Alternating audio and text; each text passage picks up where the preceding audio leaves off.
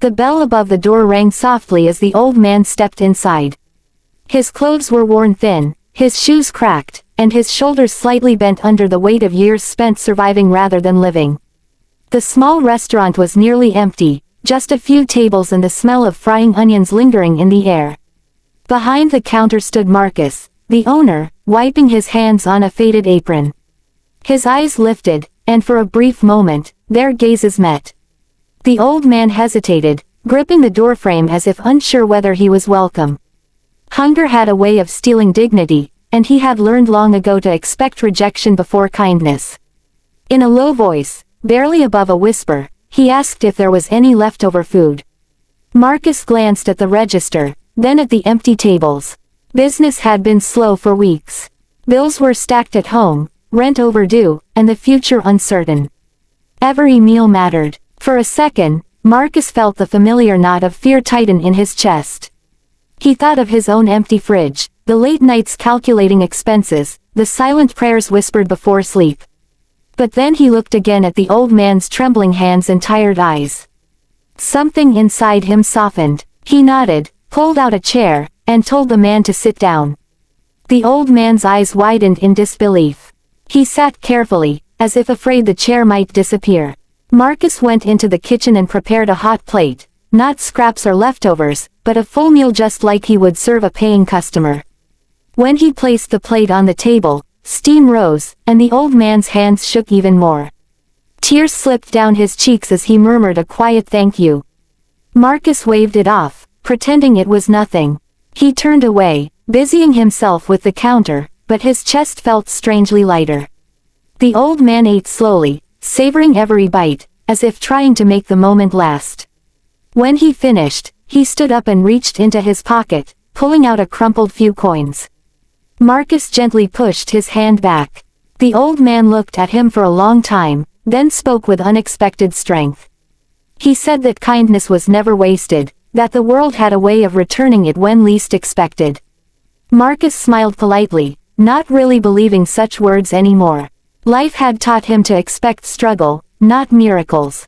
The old man left, the bell ringing once more, and the restaurant fell quiet again. The day passed without much change. A couple of customers came and went, the register barely moved, and evening crept in with heavy shadows. Marcus locked up, exhausted, wondering how long he could keep the place open. The next morning, before opening, a black car pulled up outside. Marcus frowned, wiping the window to make sure his eyes weren't deceiving him. A well-dressed man stepped out, followed by another, both carrying folders. They entered the restaurant, their shoes clean against the worn floor. One of them introduced himself and explained they were representing a foundation that supported small businesses with strong community values. Marcus listened, confused, as they spoke about an anonymous recommendation, a story of compassion that had reached the right ears. They asked if he had fed an elderly homeless man the day before. Marcus nodded slowly, unsure where this was going. The men exchanged a glance, then smiled. They explained that the old man was no ordinary homeless stranger.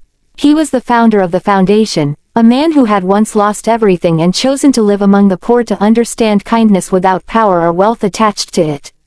He had been searching for genuine humanity, not polished charity. Marcus felt his breath catch. The men slid a document across the counter.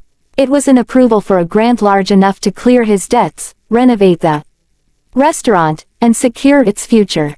Marcus's hands trembled as he read it, disbelief flooding his senses. He tried to speak, but words failed him.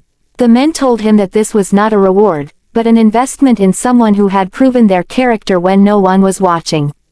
They shook his hand and left, leaving Marcus standing alone in the quiet restaurant, tears streaming freely down his face. Weeks later, the restaurant looked different. Fresh paint on the walls, new tables, a steady flow of customers. But Marcus remained the same.